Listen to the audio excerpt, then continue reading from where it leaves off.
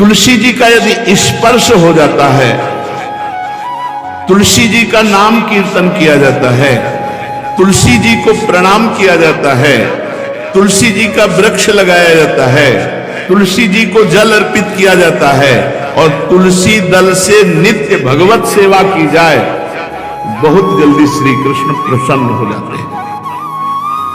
प्रतिदिन जो तुलसी जी की भक्ति करता है, तुलसी का पौधा रोप करके तुलसी जी का सिंचन करना, तुलसी जी को तिलक लगाना, तुलसी जी को माला पहनाना, तुलसी जी की परिक्रमा करना, तुलसी जी को प्रणाम करना, वो कोटि सहस्त्र युगों तक ऐसा महान सुकृत होता है कि भगवान श्री कृष्ण के नित्य समीप रहता है जो तुलसी जी की सेवा करता है।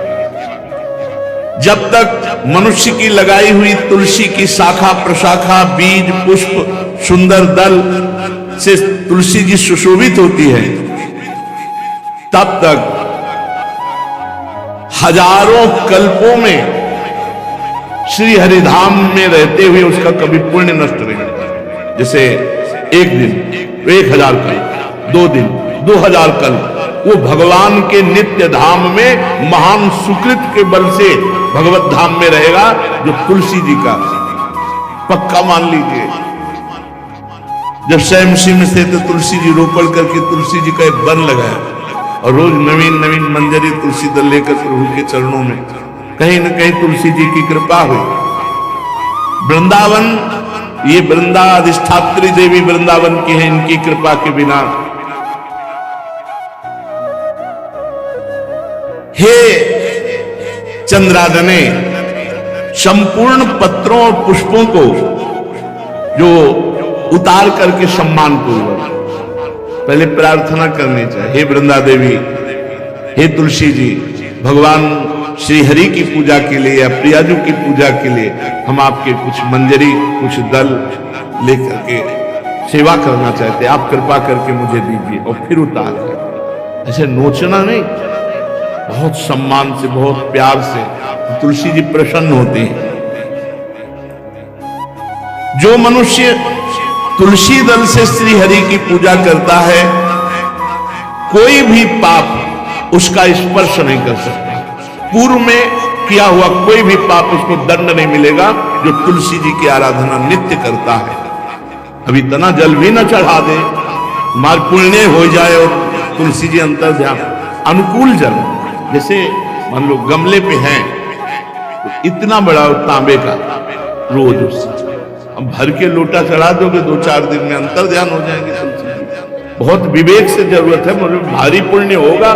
अब इतना बड़ा लोटा रोज जल चढ़ाओगे तो 2-4 दिन में पीली होके अंतर ध्यान हो जाएगा। इतना जल, अनुकूल जल चाहिए, एक तांबे का छोटा सा रोज डालो, उसमें कोई फर्क नहीं। और गमला उठाकर धूप में विराजमान करो। सेवा का मतलब क्या है? जो तुलसी जी को जल अर्पित करके तुलसी जी की सेवा करता है, हरि चिंतन करता, कभी कोई पाप उसका स्पर्श नहीं कर सकता। 100 भार सोना, 400 भार चांदी,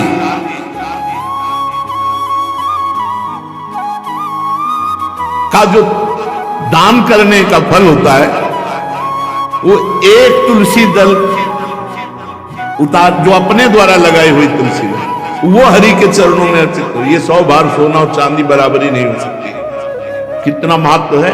जो रोज तुलसी दल चयन कर, द्वादशी को न चयन करे, द्वादशी को मतलब बहुत बड़ा अपराध लगता है तुलसी दल का, इस मतलब तुलसी के वृक्ष का भी स्पर्श नहीं करे। प्रणाम नमस्कार दूर से, एक भी दल नहीं टूटना चाहिए। द्वादशी को ऐसा हमने महापुरुषों से सुना है कि मंजरी और पत्र उतारना ये ठीक नहीं, बिल्कुल नहीं ठीक है। ब्रह्म हत्या का फल लगता है, अगर जो पाप लगता है अगर कोई द्वादशी को तुलसी चयन, बहुत सावधानी से। जिसके घर में तुलसी का बगीचा होता है, कई पौधे होते हैं, उसको कहीं तीर्थ जाने की जरूरत नहीं, उसका घर तीर्थ है जिसके घर में तुलसी के पौधे हैं। और यमराज कभी उस घर में किसी भी मरने वाले को लेने नहीं आएंगे। जिसके घर में तुलसी, लगा लो भैया तुलसी लगा लो घर में, काहे कोई यमराज को आने दोगे, सबके घर में तुलसी। कितना सुंदर पहले था, घर में आंगन होते थे, आंगन में एक बहुत बड़ा, और फिर उसमें तुलसी जी, और फिर उसमें 2-4 नर्मदेश्वर शालिग्राम ऐसे, और फिर घर का हर व्यक्ति जल चढ़ाना, प्रणाम करना, नमस्कार करना, 4 पर। कितनी पवित्र पद्धतियां हमारी थी। जब रसोई बने पहली गाय के लिए, फिर कुछ पक्षियों के लिए, फिर कोई संत महात्मा, कोई भिक्षु, ऐसा कितना पवित्र व्यवहार।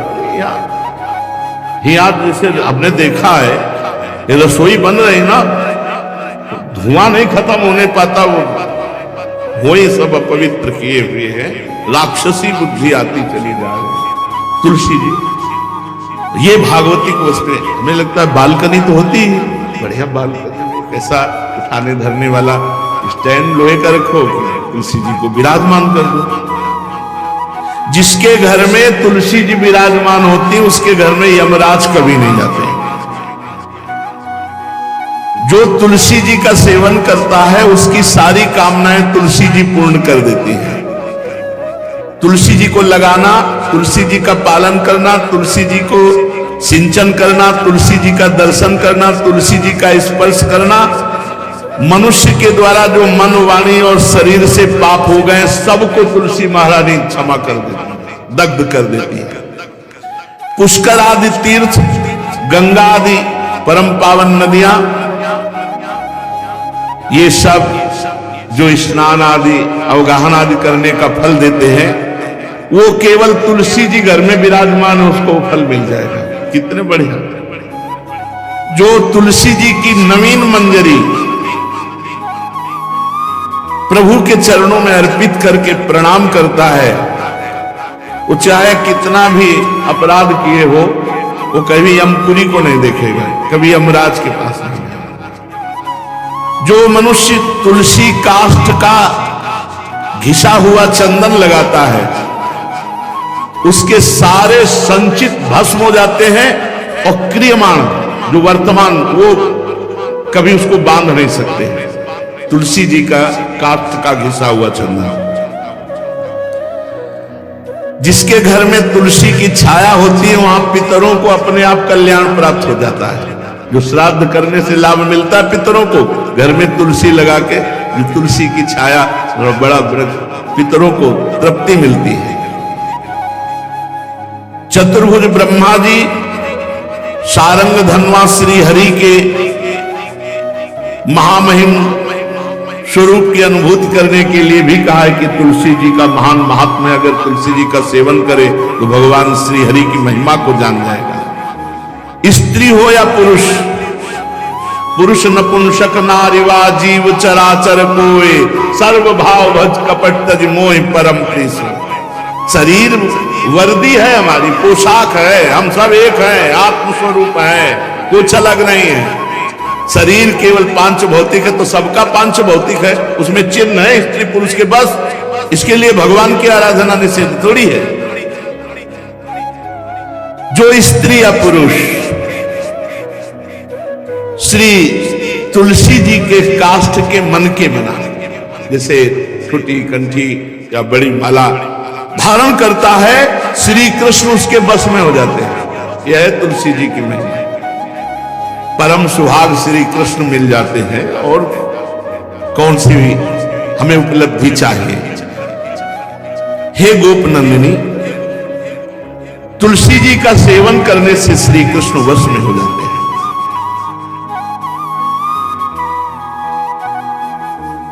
जो तुलसी की माला से नाम जप करता है, काउंटर वाली बात को स्मृति के लिए भाई है, हम निषेध नहीं करते, नहीं बहुतों के भजन बंद हो जाएंगे, पर हम इतनी महिमा जरूर बता देते हैं कि तुलसी माला से जो नाम जप किया जाता है, उससे आध्यात्मिक सिद्धि बहुत जल्दी होती है। गुरुदेव भगवान कहते, जो अंगुलियों से रगड़ होती है मन का से, उसमें आध्यात्मिक ऊर्जा शक्ति तुलसी माला से। प्लास्टिक पर भाई करो, निषेध नहीं कह रहे, बंद हो जाएगा, वो भी राधा राधा कहना, वो हमें बंद नहीं करना।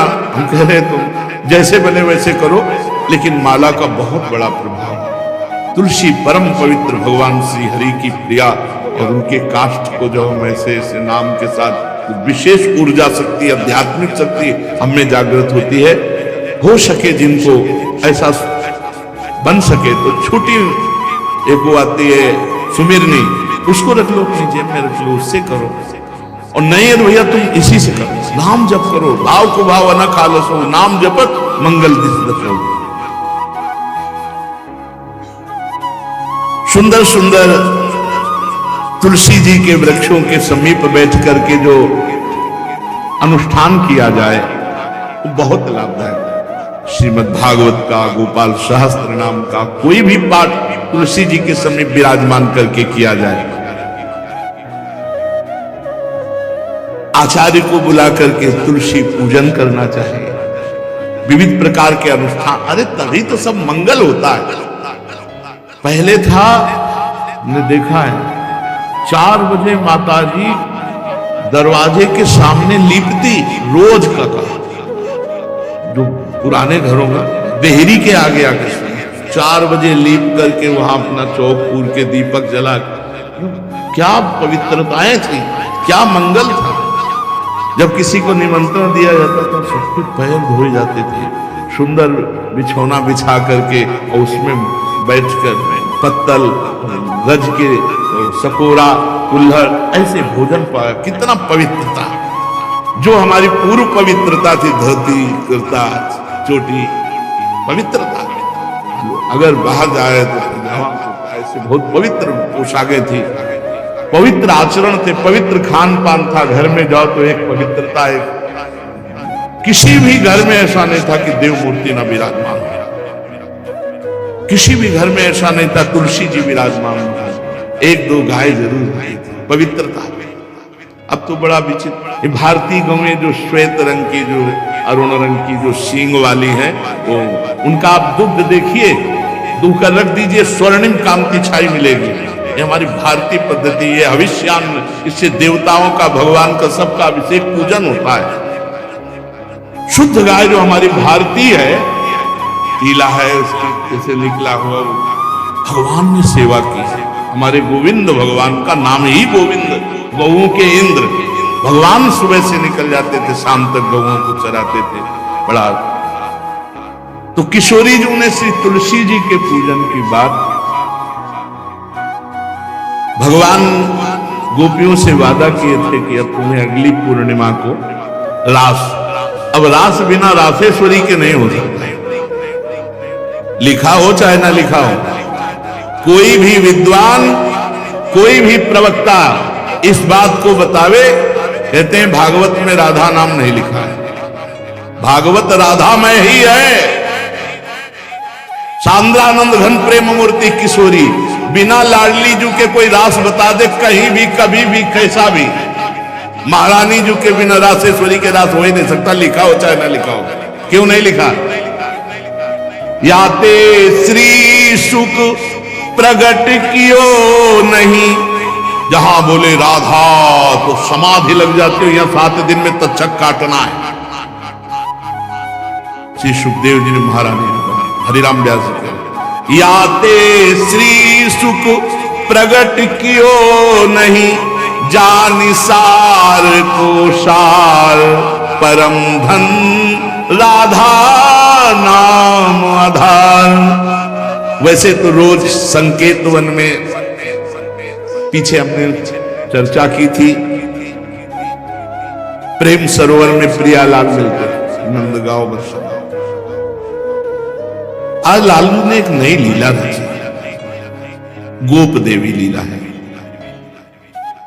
श्री लालजू महाराज प्रियाजू को रास के लिए उन्होंने सोचा एक बार छलिया रूप रख करके महल में प्रवेश करते हैं, देखते हैं लाडली जू पहचानती है कि नहीं, और कितना प्यार लाडली जू करती है। महाराज तो जो रूप धारण करें तो सभी सुंदर हैं, तो सुंदरता के समुद्र हैं। जब नकबेसर धारण करते ना, अंजन और घूंघट नीलांबर का, महाराज हृदय चूर चूर हो जाए, ऐसे सुंदर है।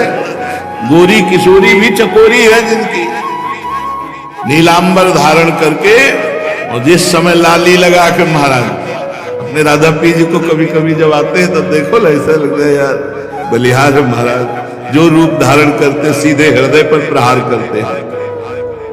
प्रभु ने गोप देवी का रूप धारण किया, गोपांगना।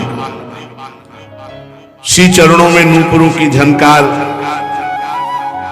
कटी में करधनी जिसमें क्षुद्र घंटिका लगी हुई है। अद्भुतम गोपिका रूपम चलत झंकार नूपुरम किंकिणी घंटिका शब्द मंगुलीयक भूषितम। बड़ी दिव्य अंगूठियां धारण किए हुए अंगुलियों पे, कमर में करधनी जो रुंझुन रुंझुन, श्री चरणों में नूपुर और रत्न कंकण केयूर मुक्ताहार विराजितम।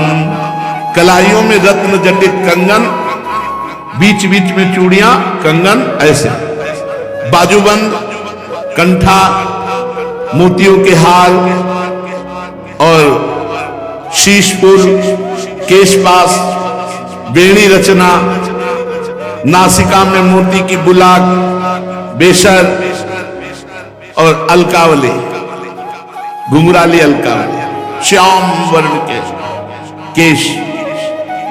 ऐसा रूप धारण किया जो देखे मुग्ध हो जाए, श्याम सुंदर। वृषभानु भवन की तरफ चले।